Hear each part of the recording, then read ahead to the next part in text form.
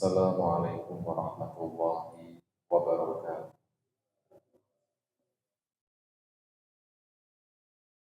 Alhamdulillah wassalatu wassalamu ala Rasulillah wa ala alihi wa ashabihi wa mawala wa la hawla wa la quwata illa billah. Rabbi shrah li sadri wa yassir li amri wahlul 'uqdatam min lisani yafqahu qawli. Pimpinan nanti pemuda ya, untuk hari Sabtu, semua pimpinan ya, semua pimpinan ya. Pimpinan semua kan jadinya, gak ada anggotanya. Semua pimpinan, ada kepala bidang semua jadi. Alhamdulillah pada malam ini kita bisa berkumpul dalam kajian rutin selama salawat dan salam kita aturkan untuk Nabiullah Muhammad SAW. Untuk kesekian kalinya saya selalu bingung ketika ngisi karena nggak ada judulnya. Jadi judulnya sekarapmu, jadi agak susah memang kalau begini. Makanya saya buat judul sendiri aja. Atau ada request yang mau disampaikan? Mungkin ada mau ide kampanye, titip. Gak ada nih kemudian? Gak ada ya? Ada? Belum ada. Oke, ini saran saya besok lagi ketika mau ngaji, anggota kumpul besok kita bahas ini. Kenapa? Karena kalau ingin itu kan jadinya siap menerima. Jadi bahasanya gini loh, dalam kitab Talimut Ta'alim, seorang alim itu kayak dokter. Al-alimu katobib. Ya, seorang guru alim, ustadz itu kayak dokter. Dokter itu kan akan mengobati fisik orang yang sakit. Dan dokter kalau mau mengobati kan harus tahu dulu penyakitnya apa. Kan nggak langsung serampang paracetamol kabeh kan. Ketika ada penyakitnya apa, terus jelas. Nah, di sini kan nggak tahu nih penyakitnya apa di sini. Nah, kalau dokter itu mengobati fisik, kalau ustadz mengobati hati. Nah, kira-kira yang jadi masalah hati itu apa di sini kita nggak tahu. Maka butuh obat yang sesuai dengan penyakitnya. Kok menowo, ternyata saya salah obat, itu bahaya. Contoh ya, dalam kaidah memahami khauf roja saja, kapan kita meningkatkan takutnya kepada Allah, kapan kita meningkatkan harap kepada Allah, itu nggak boleh sama loh.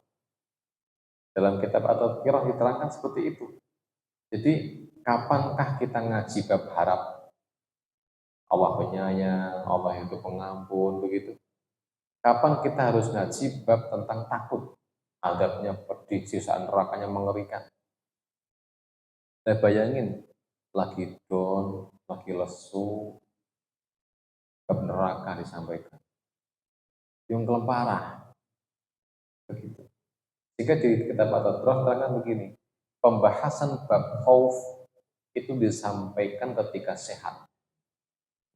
Duitnya akeh, dagangannya lancar, karir naik, gitu ya, panennya melimpah, nah itu bab takut tuh sampaikan. Apa? Agar nggak belandrang.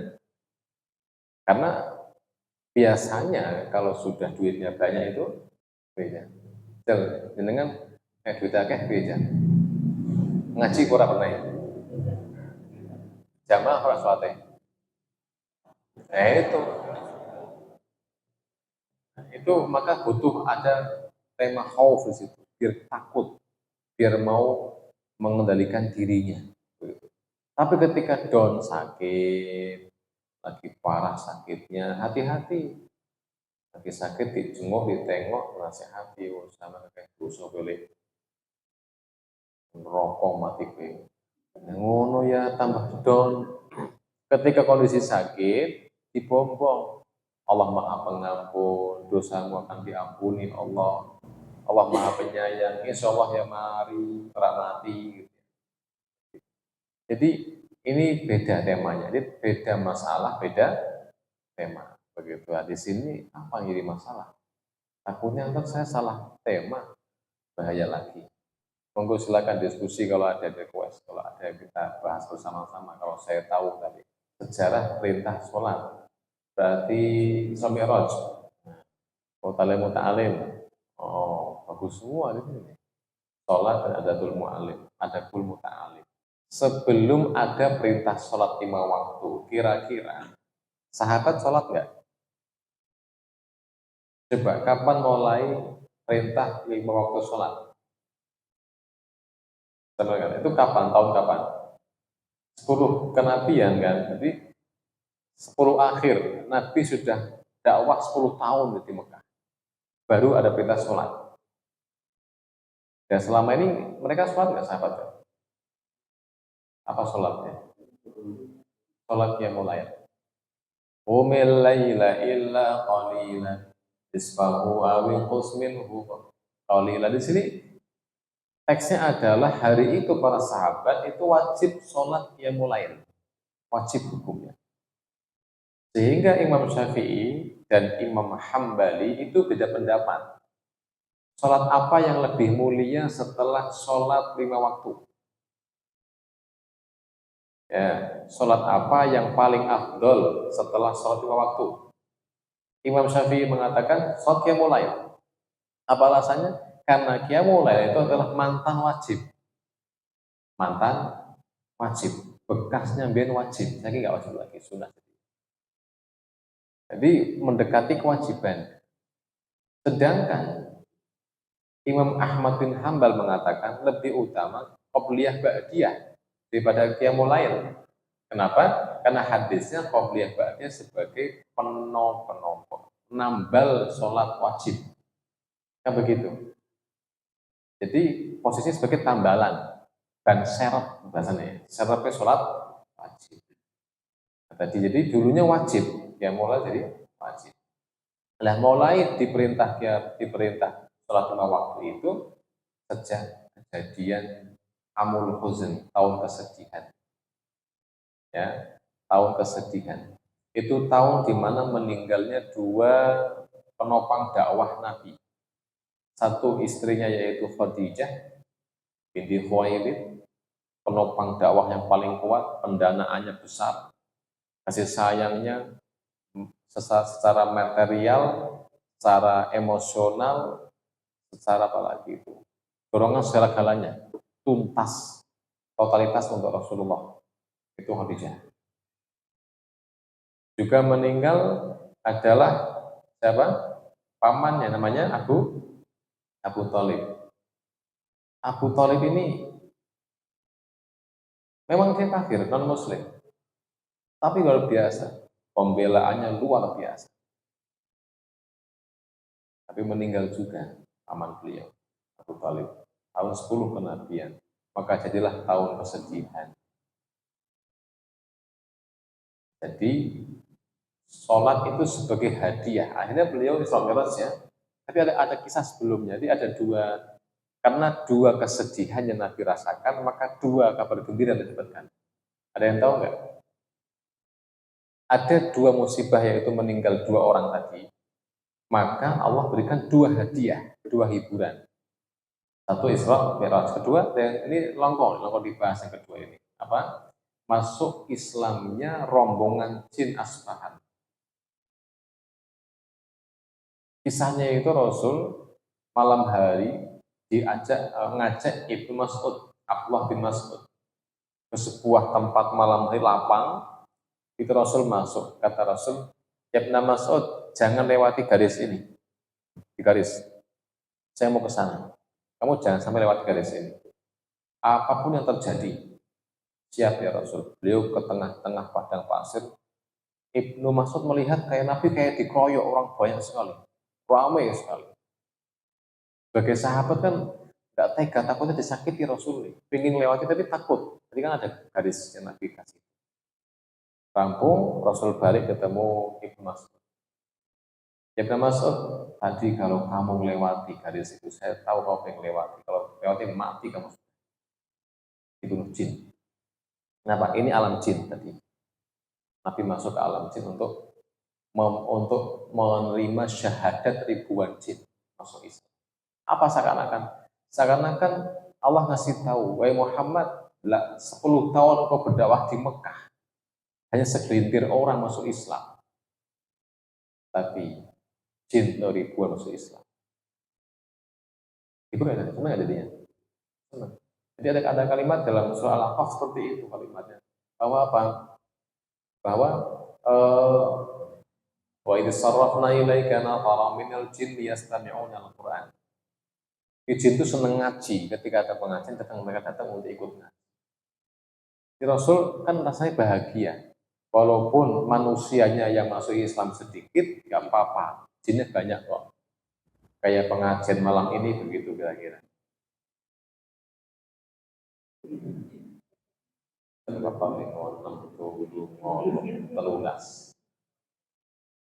Walaupun secara manusianya jumlah 13 toh, tapi saya yakin kebun jin itu susuan, Gunung Prau, Semeru, Lawu, teko kabeh Belantor marang teko kabeh numpak doplak papan rombongan itu. Yang jelas jin nggak butuh kopinya, ya nggak butuh martabaknya kalau ada nanti. Dia hanya butuh ilmunya, aman, nggak usah risau. Dia itu jin. Makanya Rasul bahagia, itu pertama. Yang kedua dihibur dengan Isra Mi'raj. Nabi ke Palestina naik ke Sidratul Muntaha dalam semalam. Piknik, melihat surga, melihat neraka, melihat alam langit, ketemu Allah. Itu semuanya. Nah, itu panjang kisahnya Nabi melihat surga begitu indah. Akhirnya beliau itu pada ujung akhir ada sebuah kisah yang itu sering disampaikan. Tiap langit itu ada nabinya, Pak. Nabi Adam yang paling bawah itu. Saya hafalnya Nabi Adam paling bawah, teratas Nabi Ibrahim. Langit 1 Nabi Adam, langit 7 Nabi Ibrahim. Untuk Musa itu saya ingatnya langit ke-5 atau 4 itu. Anggap aja 5 lah ya, ini kalau dibuka kok lupa ya, dikoreksi. Ketika Rasulullah lewati langit ke-5, ketika Nabi melewati langit 1, 2, 3, 4, semua dengan memuji-muji Nabi. Ya benar soleh, marhaban ya benar soleh. Sama datang wahai anak yang soleh, orang yang baik, orang yang unggul. Semua mengenal Rasulullah. Dipuji-puji. Termasuk para malaikat, semua memuji-muji Rasulullah. Selain malaikat Zabaniyah dan Malik. Itu kisahnya begitu Pak, di kitab At-Tadhkirah diterangkan ketika Rasul bertemu malaikat Malik, jangankan beringis, mengkeliling, ngeri. Nabi ketakutan hari itu. Nabi terus sambat sama Jibril, itu sapa kowe? Kowe ngono ora ini. Itu Malik ya Rasul. Kok sama saya kok begitu sih, sinis amat bahasanya gitu. Jadi kok sentimen sekali sama saya itu. Enggak ya Rasul, iku seringis Rasul. Wis mesem kowe lho kowe. Oh, bentuknya, itu mesemnya ngono Pak. Jadi di setting emang serem, ngeri, nggak bisa senyum. Pinginnya sih ringis, pingin tapi orang bisa. Pinginnya ringis, ketemunya merongos. Itu Malik itu. Nah, bahkan Nabi melihat ada malaikat yang sangat besar yang bumi baina fakhidai. Bumi di antara dua pahanya. Siapa ini? Malaikat maut. Pencabut nyawa. Ini bumi tengah-tengah pahanya gitu. Dan ketika Nabi melewati itu nggak mau nyapa. Kenapa? Karena dia fokus lihat ke bumi. Lihat kita ini, Pak. Enggak sedetik pun dia kedip. Mentiling terus. Apa? Tinggal nunggu ada info dari Allah, Lahul Mahfud, si A mati malam ini, langsung cabut. Dan dia punya banyak wakil-wakil bumi ini. Setiap kita satu malaikat yang terus mendampingi kita, malaikat maut. Jangan kira kita sembunyi, tidak tahu. Ngedil terus, Pak. Maka nggak usah bingung ketika lo kok mati bisa bareng-bareng nih. Ya bisa loh masing-masing malaikat satu malaikat yang cabut. Tuh. Terus Rasul di ketika kelewati langit ke lima ketemu Nabi Isa. Isa itu cemburu, Pak. Hadar rajul, bahasa ini laki-laki. Inilah laki-laki yang sing jari ini lebih bagus daripada aku. Inilah laki-laki yang katanya umatnya lebih banyak daripada dia cemburu. Musa cemburu. Rasul naik langit sampai 7 ketemu Allah balik. Ketemu balik ketika balik ketemu Musa lagi. Setiap ketemu Nabi mesti cuma salaman, cuma selamat tok, muji-muji. Tapi ketika ketemu Musa, Musa itu kepo. Bahasa tanggane iki, Muhammad, apa? Sholat, yang kira, sekat, palayan. Apa bakal kuat, Pak? Jalur korting, isin, jalur korting. Siap naik, Pak. Langit ketemu Allah lagi. Nego sama Allah. Dari 50 sampai ke angka 45. 5 kan, berarti turun 5. Ketemu Musa lagi, kira, kata limo. Jika kurang munggah maling, Pak. 40. Terus bolak-balik ping songo, bayangin. Ono sing nego ping songo. Ayo, tuku kelambi minyak ping songo. Sampai 9 kali nego, ketemu terakhir di rumah 5, isi kakean, kurangi maning, telu, bah isim, songo sih. Jadi ini itu kerjaannya Musa itu. Jadi Musa lah yang membuat kita sekarang jadi 5 kali waktu. Sajanya seket aja nih, Pak. Ya, hasilnya seket. Kenapa kok seket? Ternyata Musa iri sama Rasulullah.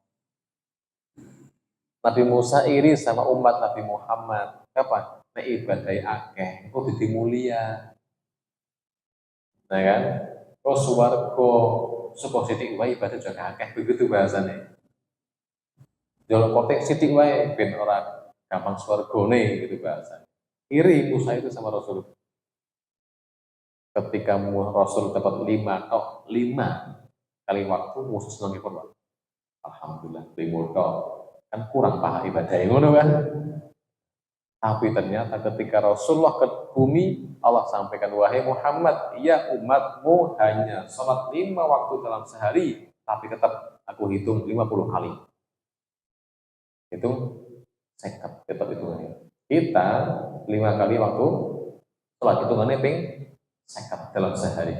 Jadi hisapnya subuh ping 10, berarti 20 rakaat. Duhur ping 4, ping 10, berarti ping 40 rakaat. Itu hitungannya ngono, Pak. Musa tambah jengkel. Ya harus dikongkoting malah tambah. Padha wae pahalanya tetap sekat juga. Inilah keutamaan kita umat Muhammad SAW. Nah, pada intinya sholat itu diperintahkan di saat Nabi sedih,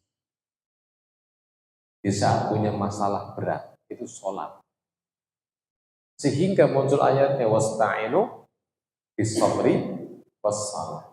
Mintalah tolong kepada Allah dengan sabar dan salat. Ini pemain sepele nih. Kalau ingin solusi masalah kita cepat selesai, akeh-akeh sholat. Sholat itu penting. Sekarang begini, kita ingin bahas, kenapa kok sholat sih? Tadi kata para sahabat, di antaranya Abu Hurairah, kalau Nabi Shallallahu Alaihi Wasallam tidak hasabahu syai'un. Nabi ketika ada masalah langsung sholat. Itu solusi itu, solusi betul. Coba kita gimana? Karena masalah tuh milih suruh atau sholat. Mulanya masalah terus. Ya. Jadi Rasul itu ngajari begitu sholat. Coba kita bahas. Kalau saya bahas tentang sholat, ada hadis yang kita bisa terangkan. Kenapa kok kalau ada masalah disuruh sholat? Kenapa sebenarnya? Ternyata kalau kita lihat di hadis, Nabi bersabda, apa kata Rasulullah? As-sadaqatu burhanun, as-salatu nurun, was-sadaqatu burhanun. As-salatu nurun. Apa artinya? Kalau adalah nurun. As-salatu nurun. Nah ini panjang hadisnya nih. Kalau kita buka di hadis itu riwayat Imam Muslim sahih. Kata Nabi gini, as-salatu nurun, was-sadaqatu burhanun, was-sabru diya'un. Yang namanya salat adalah nur, cahaya. Coba hubungkan antara hadis ini dengan ayat tadi. Wasta'inu bisabri wassalat. Kenapa ketika kita punya masalah disuruh salat? Karena apa tadi jawabannya? Salat adalah cahaya. Hubungannya apa cahaya dengan masalah kita? Coba sih. Ketika misalnya dengan ketemu orang ya, lewat tambang, ngalas, mendilik, ngalas, lewat tambang barang, gantung. Gantung barang apa? Potong kabel. Yang potong apa nih? Cukup baikon. Ini apa gue? Tumbe. Tumbe apa? Potong kabel. Saya potong apa nih? Pikiran. Gelap mata. Orang kalau punya masalah dan rasa nggak ada solusi, kan berarti gelap. Begini loh. Kita yakin nggak setiap masalah ada solusinya? Yakin nggak? Halo? Beneran? Kok kok yakin? Yakin nggak? Inna ma'al usri. Oh, nggak yakin bahaya ini. Nggak yakin bahaya. Mengingkari ayat Quran berarti. Sesungguhnya bersama kesulitan ada kemudahan. Berarti ada nggak solusi itu? Ada. Setiap masalah sepaket turun dengan solusinya. Jadi setiap Allah ngasih kita masalah, langsung plus solusi sepaket itu. Masalahnya, kita nggak melihat solusi itu. Bukan nggak ada solusi, kita nggak melihatnya. Kenapa? Gelap, petang. Yang petang apa nih? Api pikiran. Jadi kalau kita lihatnya, gambarannya, turun ini masalah, ini solusi. Gandengan di belakangnya. Mau gelap, nah sing ketara sing ngarep. Masalah yang sing ketara. Padahal itu masalah dijogot, menyalakan lampu, ketara solusi. Kita harus yakin setiap masalah ada solusinya. Nah, begitu ya. Masalahnya apa? Sehingga orang yang rajin sholat itu hidupnya optimis. Kenapa? Kelihatan solusinya, walau belum dapat. Beda loh ya. Orang lari estafet sudah melihat garis finish, sama yang belum lihat, semangat yang mana juga? Semangat yang melihat. Nah, enggak kan? Jatuh, malas. Bakal kuat, begitu. Jadi ketika kita bisa melihat solusi, makin semangat hidup kita. Nah orang yang sholat, itulah fungsi sholat. Untuk menyingkap gelap tadi agar nampak itu loh solusimu ada, mau belum saatnya. Disingkap. Makanya Nabi doa, Pak. Apa doa Nabi setiap setelah saya pengajian? Apa enggak doanya? Nabi sering kalau setelah pengajian doa pakai ini. Hadis Tirmidzi itu hadisnya. Allahumma qsim lana min khasyatika ma yaqulu bihi bainana wa baina ma'asika wa min ta'atika ma tuballighuna bihi jannatak wa minal yaqin ma tuhawwinu alaina masa'ibad dunya. Ya Allah, limpahkan kepada kami keyakinan agar kami itu ringan menghadapi musibah dunia ini. Tancapkan ke hati kami keyakinan kepadamu akan ada solusi itu agar kami ringan menghadapi masalah ini. Artinya apa? Masalah kita akan semakin ringan kalau kita yakin. Dan yakin dari mana? Sholat. Karena itu cahaya. Coba deh, lampu matikan semua sini. Ya. Terus saya bilang, di sini ada Pocari Sweat. Percaya nggak? Percaya nggak? Nggak percaya. Nyalakan bro, oh, itu ketorong, Pak. Paham ya? Jadi butuh keyakinan dulu, butuh melihat. Untuk yakin butuh melihat. Nah, orang yang rajin sholat itu ditampakkan solusi oleh Allah. Walau belum dapat, tapi kan pas ketorong, bu esok, bu ben, bu tahun penting ketorong. Artinya apa? Fungsi sholat adalah memupuk motivasi hidup makin kuat, semangat makin kuat. Makanya saya itu paling melas nih ono wong duwe masalah akeh. Dah sholat itu melas ekor. Sing melas orang masalah, tapi kenapa enggak sholat? Coba ini melas betul loh. Wis masalah akeh, sholat wegah ya Allah beda lagi. Kan memutuskan loh.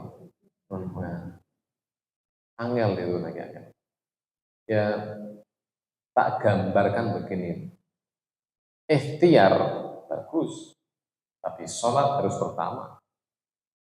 Jangan sampai akeh masalah fokus ikhtiari ora sholat.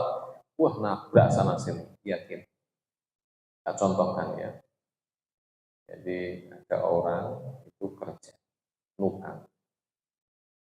Itu biasa tukang semangat lu ngapain? Saya pernah pakai tenaganya sama biasa. Nah, ini dia pas bangun saya ke rumah, dia baru berangkat kasih itu jam 7 sampai 4 selesai. Terus akhirnya seminggu kemudian sering telat jam 8 terus. Katakan nih, dewe mas kok kawan-kawan, mungkin pak kalau ini keturun, kok dulu begini, mungkin kalau niku sejak minggu niki pun lembur pak, jadi nek dalu niku kula nalipo proyek bangun dari malam jam 7 sampai jam 4 malam kerja, istirahat sebentar jam 7 berangkat ke saya. Berarti spontan-panting luar biasa. Kira-kira hebat nggak orang? Hebat luar biasa. Bayangkan loh ya, sehari 14 jam kerja. 14 jam, benar ya? Terus sih, welu songo 10, 11, 12, siji, loro, telu, 4, 12 jam. Ngimangan istirahat, ngomong berarti 5 jam tok. Ngelakuni luar biasa. Bayangkan itu. Yang apa kok kayak ngono barang sama kerjanya nggak bingung. Aku kata utang pak, aku kata belum juta itu segera harus dibayar. Oh, nah itu tak sampaikan, Mas. Waya dulu, wes gampang bukan dulu. Oke, ke masjid bareng nyong. Oke, tak kira ngintil lagi, ngintil langguri. Saya balik ke Cipar, rokok kok. Itu makan lagi. Isporan, kurang waktu. Asar tiba, Mas, asar yuk sholat sih. Oke, saya pulang Cipar, Pormani. Aduh, saya tak melasi kok orang masalah ya Pak. Tapi kenapa ketika punya masalah tidak mau deket sama Allah? Itu cahaya. Itu cahaya. Wong kan nggak mikir, utang apa kalau sholat, butuh duit kalau sholat itu ngono pakai. Aduh, masalah mana nih wong. Angel tuturan, ya itu sholat itu begitu tuh fungsinya itu. Orang yang paham kata-kata ini itu bagi yang pernah merasakannya betul. Ketika hidup dalam keterpurukan, terus dia bangkit dengan sholat, buktikan sendiri. Allah akan buka semua solusi itu dari sholat. Lihat sendiri pokoknya. Itu nggak main-main. Janji Rasul seperti itu. Allah pun seperti itu. Musta'in bisabri wassalam. Perkuat sholatnya. Ini sholat begitu fungsinya. Untuk mencerahkan. Kalau saya gambar begini nih. Kita seperti di tengah-tengah malam, di tengah-tengah hutan, di persimpangan, tengah-tengah pertigaan. Kita lagi bingung mau ke rumah. Sebenarnya lurus yuk bisa ke rumah, kanan bisa ke rumah, kiri bisa ke rumah. Kita tengah-tengah ini, Pak. Sayangnya kita malam hari itu. Malam-malam hari. Ketika begini butuh apa? A. Butuh lampu, cahaya. B. Butuh lari. Lampu baru lari. Lampu itu sholat. Sedangkan lari adalah ikhtiar. Melangkah itu ikhtiar. Sholat dan ikhtiar. Tadi kalau saya gambarkan, itu berarti sholat baru ikhtiar. Lampu mumpanakan baru pelaku kan begitu. Kayak pelaku sih, baru pelaku kan nabrak sih. Kan begitu ya. Nabrak uit, mencot buntut kemin, macam-macam. Jadi ketika kita ikhtiar dulu, nabrak sih. Artinya begini ya, kadang-kadang memang ada orang yang ada masalah, nggak sholat, yuk ketemu solusi, ketemu juga. Ada yang sholat ketemu juga, pilih mana? Bedanya begini, kalau sholat dimudahkan, tetap ketemu tapi mudah, lebih ringan kalau saya. Sama-sama ketemu. Kenapa ada cahayanya, tahu jalannya, kepenak. Sholat itu cahaya. Nyalakan senternya, oh iki dalane tak melaku mengubah begitu. Nah kita kan nggak begitu, Pak. Ada masalah, langsung ikhtiar. Bahkan lupa nyalakan lampu sholatnya. Sementing melayu ngenturi, nabrak, gedebuk, memukan, melayu manik, tapi lupa. Itu ada senter di bawah, di kakimu itu ada senter. Tinggal diambil, nyalakan. Itu repotnya. Ya, itu gambarannya sholat dengan masalah kita adalah senter dan masalah dan kegelapan itu. Ya, kalau orang rajin sholat, insya Allah gak bunuh diri lah. Bisa saya simpulkan orang yang bunuh diri, orang yang gak benar sholatnya atau gak mau sholat, mesti gak kuat. Bahkan saya baca di kitab Latahzan, Imam Al-Qarni ya, mengatakan bahasanya, kalaulah bukan sholat, kalaulah tidak ada sholat, aku telah mati dah waktu yang lalu. Jadi kalau bukan ada sholat, saya sudah nggak ada. Yang membuat kita bisa bertahan sekarang, waras-waras kabeh pada pendiling kayak ini, itu karena sholat. Yakin kalau nggak sholat, edan kabeh. Betul. Saya baru baca sebuah jurnal penelitian. Tingkat stres ternyata Indonesia termasuk rendah tingkat stresnya. Ya, dibanding Rusia. Ini belum perang loh ya, belum perang kemarin, sebelum perang Rusia itu. Jadi tingkat stres orang Rusia lebih tinggi. Ya, Israel, orang-orang yang nggak punya pegangan agama. Coba buktikan deh ini, buktikan.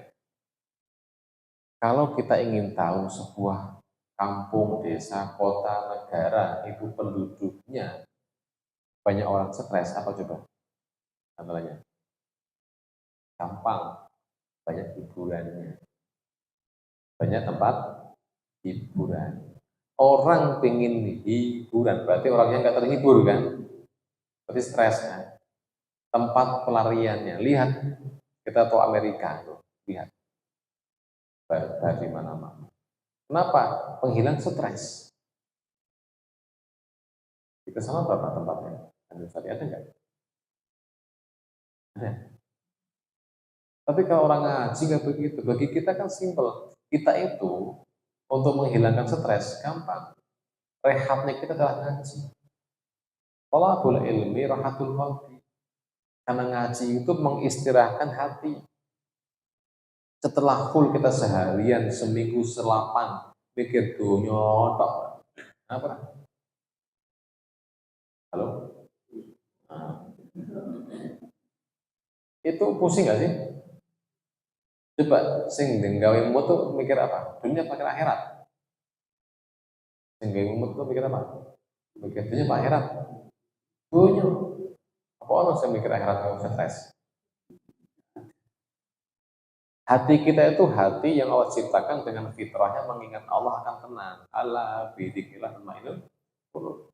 Hati kita itu fitrahnya mengingat Allah akan tenang. Maka ketika hati kita terfokus ke dunia, tak urusan, yakin goncang. Buktikan. Orang kaya nggak pernah kenal agama, stres itu. Kalau linglung bingung, kehilangan arah. Nggak sedikit kita seorang kayak bunuh diri kan? Sedikit. Banyak orang kayak bunuh diri itu. Malah sing orang oke, malah sing orang bunuh diri. Santai baik-baik. Nah, begitu ya. Buktikan deh. Sampai di Jepang itu ada namanya hutan Kaugaharu namanya. Kaugaharu. Saya lupa namanya itu. Buka aja di YouTube ada, Google ada. Hutan Jepang tempat bunuh diri. Itu terkenal itu. Kita nggak kenal. Kita nggak kenal. Itu terkenal di dunia. Jadi terkenal tempat orang bunuh diri.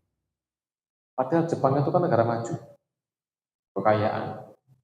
Tapi kenapa kok nggak bunuh diri? Stres. Itulah dunia. Ketika kita terfokus pada dunia, kita akan stres. Nah, ketika ngaji, diinget-ingetkan, dinasehati tentang hidup kita mau kemana arahnya. Kita sementara di sini, so yo mati rampung, gue suki yo mati, sing parat yo mati, sing ganteng yo mati, sing orang ganteng yo mati, mati kabeh. Kan kepenak. Makanya betul kata Nabi, aksiru dzikra hadimil ladat. Perbanyaklah ingat kematian. Fama dzakarahu mu'minun qattun wa fi dhayqin. Itulah seorang mukmin mengingat kematian dalam keadaan sempit illa wasa'ullah. Allah akan luaskan lapangan hidup.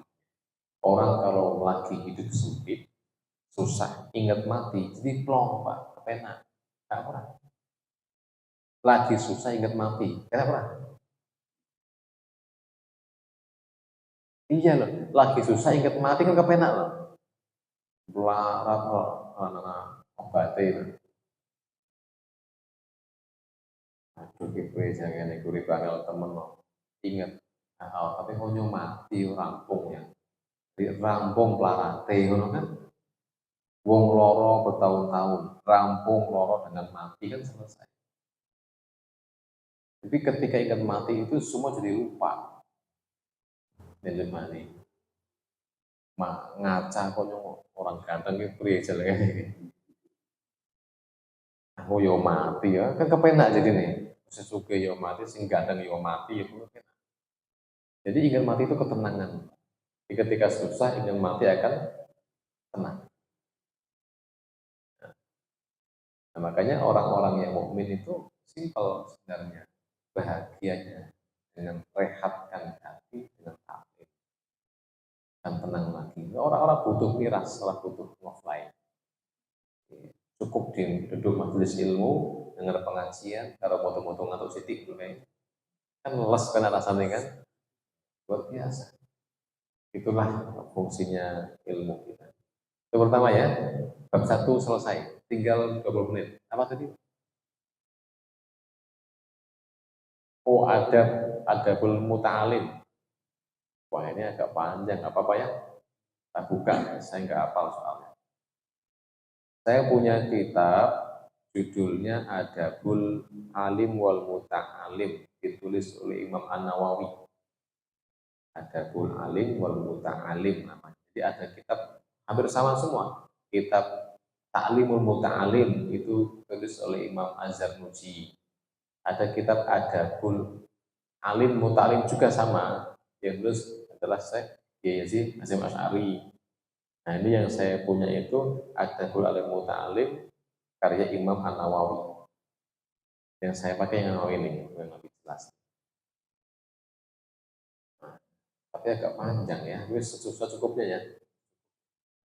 Saya tadi ada tentang belajar, ada kepada seorang guru, nah, ya.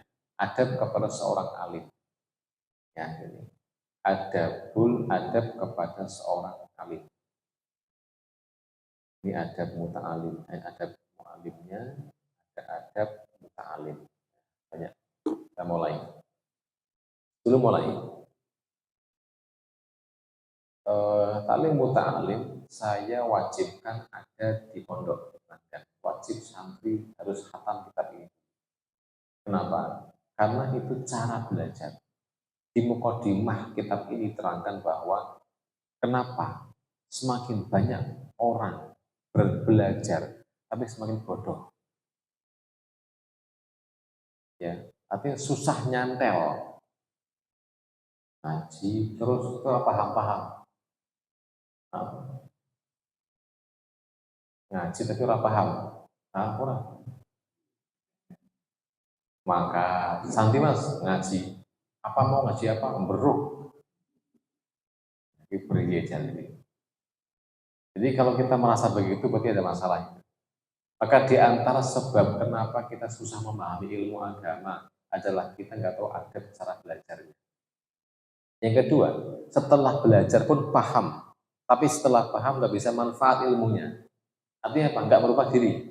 Dia pinter, tapi nggak bisa merubah ilmunya pada diri sendiri. Nggak ada dampaknya pada ilmu. Jadi ilmunya tidak merubah kondisinya. Ada begitu nggak? Hafal Quran, subuh ramadhan. Ada? Ada. Tak rahasiakan. Oke. Iya. Jadi saya punya teman di Bekasi itu, hafid Quran. Gak main-main, sudah hafid, lulusan Mahat Ali lagi. Bukan saya pondok yang tinggi, levelnya Mahat Ali. Jadi setelah pondok terus level, dari kampusnya pondok begitu loh. Gak main-main tuh. Tapi subuh ya Allah, kok bisa begitu ya? Nah itulah. Berarti ilmunya tidak bermanfaat, tidak berpengaruh. Seperti pohon gede dhuwur, rimbun, pohon mangga, gede api hijau, rawak kuah apa akan?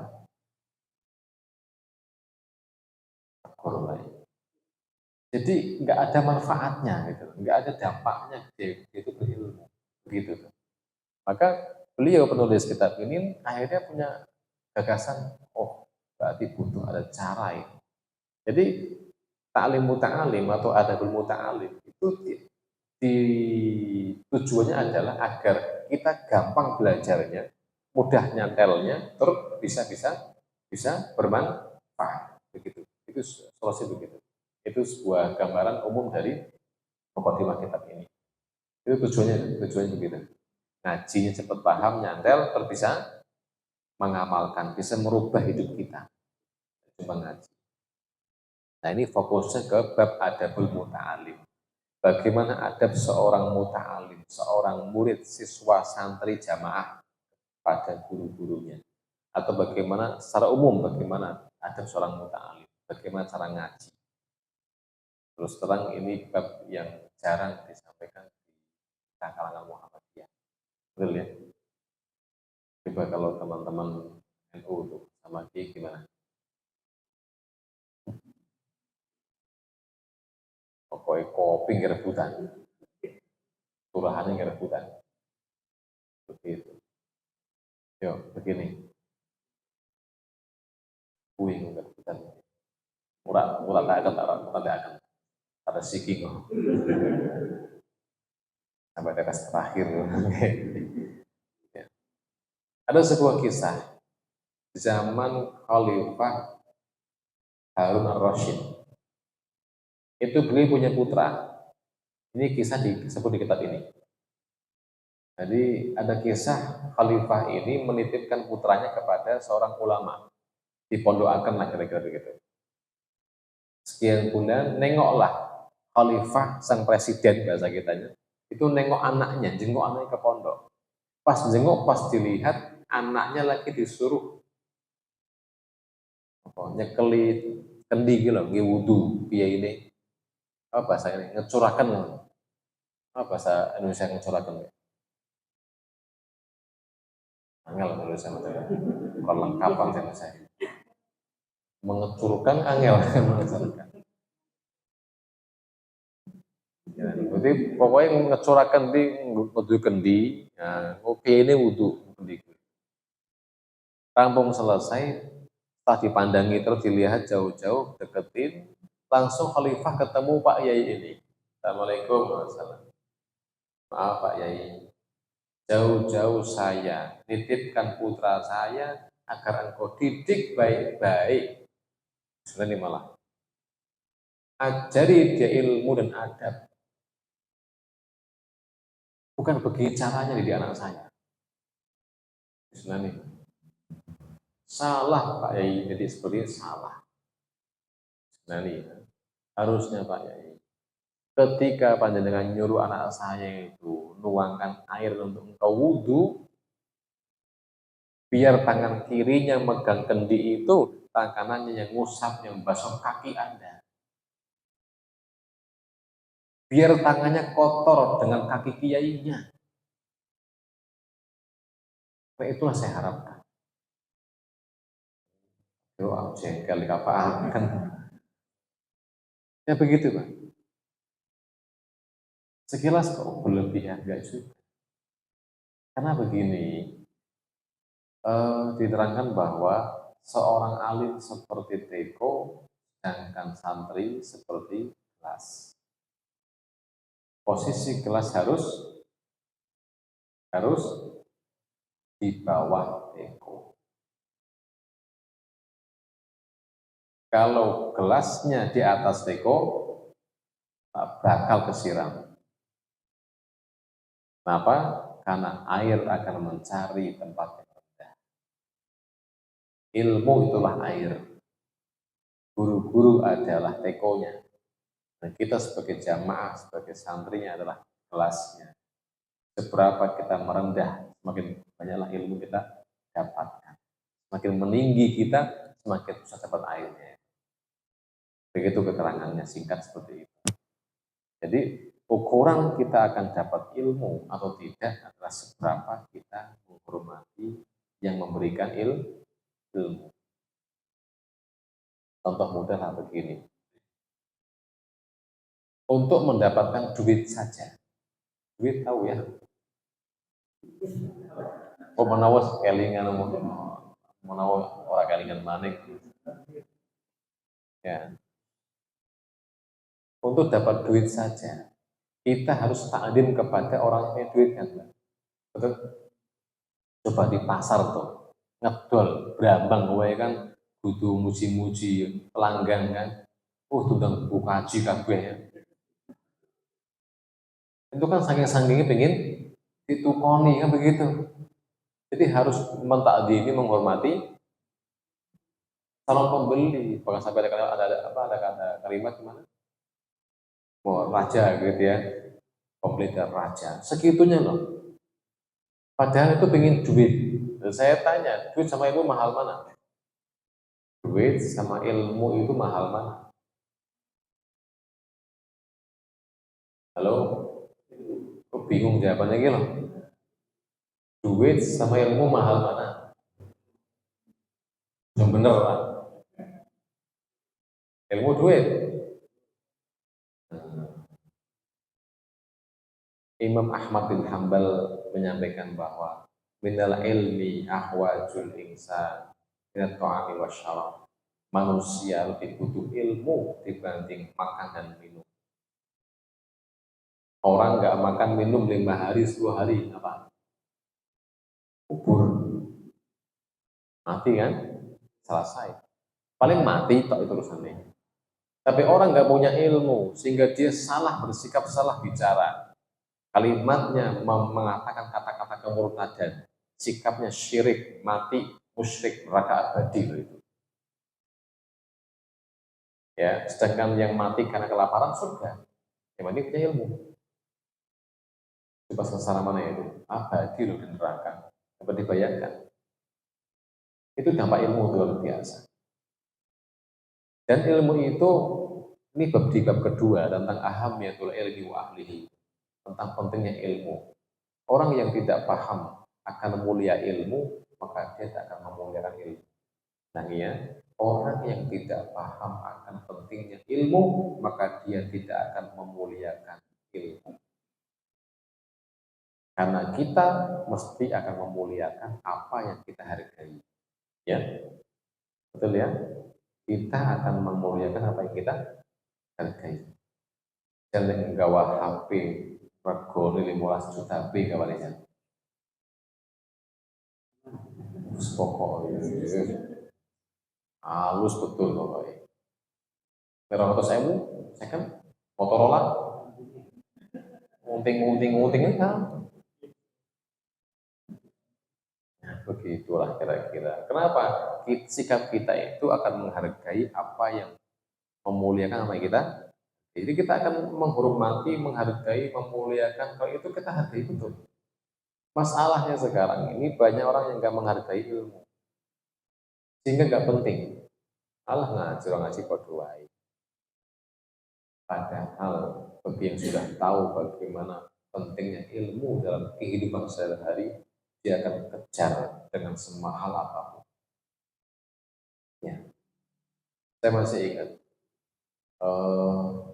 pas saya kemarin mulai daftar untuk S2 itu saya belum punya HP. HP saya satu berdua sama istri, kita ganti. Butuh HP padahal, karena pecah. Sampai 2 tahun nggak kebeli HP. Fokus ngi kuliah. Ngi kuliah 40 juta bisa. Coba HP 2 juta angel. Kenapa? Memang saya punya skala prioritas. Ilmu itu nomor satu bagi saya. Nggak ada kata mahal untuk saya, untuk ilmu nggak ada mahal. Semua investasi. Ya, jadi saya juga bingung. Suwe jeruk jilbab anyar atau tuku. Habis anyar atau tuku. Paling waktu sewu atau tuku. Tapi jalur kuliah, cung masuk. Saya kuliah sekarang. Bagi saya ilmu itu penting. Penting. Kenapa sih? Karena saya merasakan betul ketika saya berilmu, saya bisa memandang semua hal dengan luas, kepenak, gak sumpah gitu. Itulah ilmu. Ilmu itu seperti alat. Ketemu apapun, kalau ketemu ilmunya enak. Ya, semakin banyak kita punya alat, semakin gampang hidup ini. Mengalas, mau nggak pamestok, ketemu jati uti pamesi, ya, ulo yo dipamesi, rekoso itu. Tapi kalau ono gergejine, ono arit langgone, ono celurite, duwe gaji mesin barang, kan kepenak. Tak ketemu nih, jadi gaji mesin, pulau pencok, kan semua ada caranya. Begitu. Jadi orang kalau punya ilmu banyak, itu bisa mensikapi hidup dengan lebih nyaman. Makanya Allah tidak pernah memerintahkan kepada Rasulnya untuk minta sesuatu ditambah terus selain ilmu. Wa qur rabbi zidni ilman. Katakanlah Muhammad, tambahkan aku ilmu. Manusia paling mulia adalah nabi. Para nabi itu paling mulia. Dan orang yang mulia, Allah suruh meminta hal yang mulia. Itu ilmu. Begitu itu kaidah begitu, Pak. Orang yang mulia disuruh minta yang mulia. Maka permintaan orang mulia adalah hal yang mulia. Tapi permintaan wong nggak mulia mesti yang nggak mulia. Maaf, tidak ada salah minta dunia.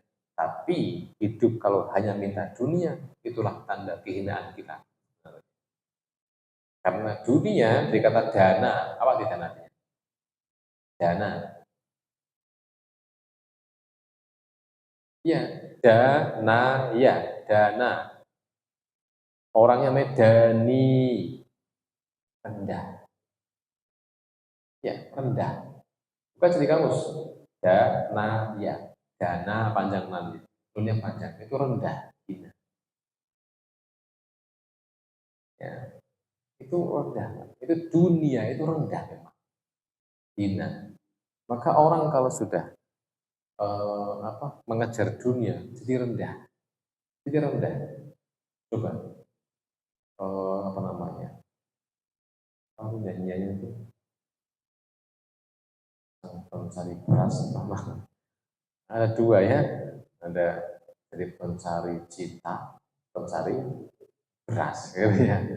Itu kira-kira di beras itu kita butuhkan loh. Tapi ketika masuk kata-kata jadi hina kayak jadi hina. Di dunia itu agak emang hina ya. Coba deh dengan uh,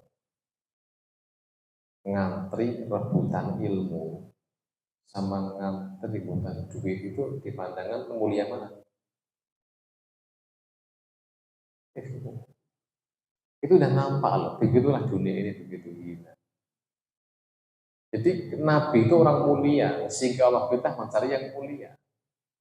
Begitu. Jadi kemuliaan ada pada ilmu. Jadi orang kalau paham ini, mesti dia kejar ilmu itu. Tidak ada yang lebih tinggi dibanding ilmu. Tidak ada. Ya, tak buat contoh lagi. Secara naluri kita, jadi orang awam, itu akan memuliakan orang alim, penguasa, pejabat, orang kaya. Yang mana dimuliakan? Yang benar, alim, pejabat atau orang kaya? Semua di depan. Kita sebagai orang, yang mana yang kita akan muliakan? Lebih utama. Rasa dari hati kita loh, dari naluri kita, naluri kita. Yang mana? Orang alim pasti. Kenapa? Orang alim itu lebih mulia dibanding penguasa yang orang kaya. Buktinya apa? Saya baru lihat di baliho di alun-alun Bawang, Gede. Ini kan calon bupati gitu ya. Nah, ada juga sini ya, bupati, bawahnya apa? Derek Kiai. Di atas ada gambar Kiai Maimun Zubair. Paham ya? Berarti calon ini dia merasa di bawahnya Kiai ini, saya butuh nama ini untuk saya biar naik. Itulah Kiai. Segitu hebatnya Kiai. Jadi orang mau nyalon ke rumah Kiai, tapi nggak ada orang mau jadi Kiai ke rumah bupati. Ada kisah. Karena Kiai murni atas pengagungan, pengangkatan masyarakat. Itu dikiaikan langsung begitu. Nggak pakai sokok menyokok. Yang diki sampean no, tolong dikiaikan itu nanti nggak bisa. Itu naluri manusia. Level manapun presiden pun tetap ke kiai kalau mau nyalon. Itulah hebatnya seorang alim.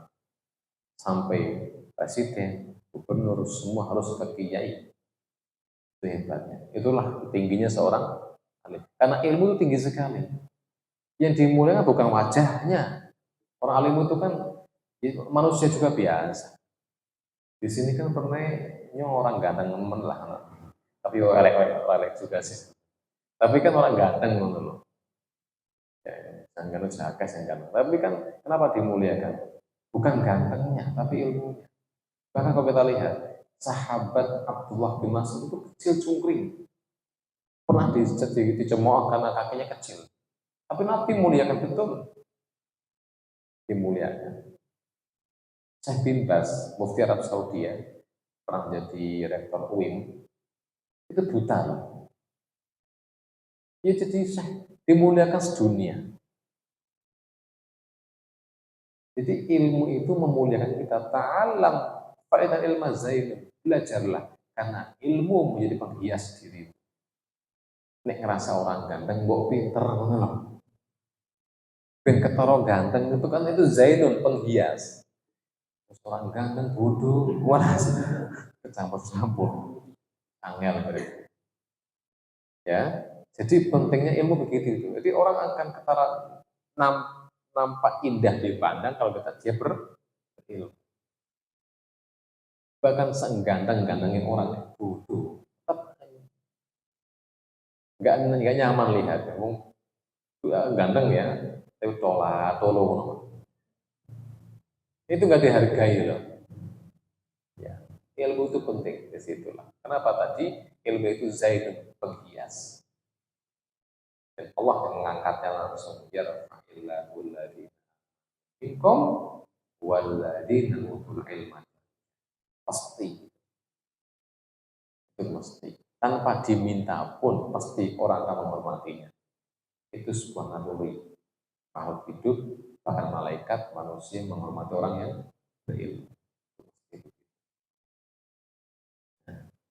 Itulah kemuliaan ilmu. Jadi untuk belajar adab harus tahu dulu kenapa saya harus memuliakan orang alim, karena saya ingin belajar. Karena ilmu sangatlah mahal, ilmu sangatlah mulia, sangatlah mulia. Dan hebatnya, kemuliaan orang alim itu nggak sama dengan kemuliaan pejabat dengan orang kaya. Misal, jenengan jadi DPR aja lah. Ingin nggak karena DPR lain yang nyanyi jenengan? Ingin nggak? Ketika rampung tugas 5 tahun, ingin nggak sih? Kayak wong pengganti lah. Atau ingin saya terus 3 periode, ya begitulah dunia. Jangan kaya raya. Apakah pingin sekitar ikut kaya semua? Pingin nggak? Jangan kaya. Apakah pingin ketonggolnya semua kaya? Jujur, apa yang setinggi stop? Pingin nggak? Mesti nggak kesaingi. Tapi hebatnya orang berilmu mesti pingin sekitarnya berilmu. Pasti. Maka di mana ada orang alim, disuruh buat pondok. Itu begitu. Di mana ada orang berilmu, pasti bangun pesantren. Bangun pesantren, jadi anak kecil, dididikan, besarkan jadi kiai semua. Pasti itu kita. Itu hebatnya orang alim. Kemuliaannya ingin dibagi-bagi ke orang lain. Orang kaya nggak mau. Itulah kemuliaan ilmu. Ya. Ini baru bab tentang ahamiyatul ilmi, tentang kemuliaan pentingnya ilmu. Adabnya belum datang mas. Semua ternyata. Itu harus urut, maksudnya urut. Kalau kita belum paham kenapa harus dari ilmu, kita kan nggak bisa menerapkan adabnya dulu. Kenapa? Karena adab ini akan menyusul di belakang.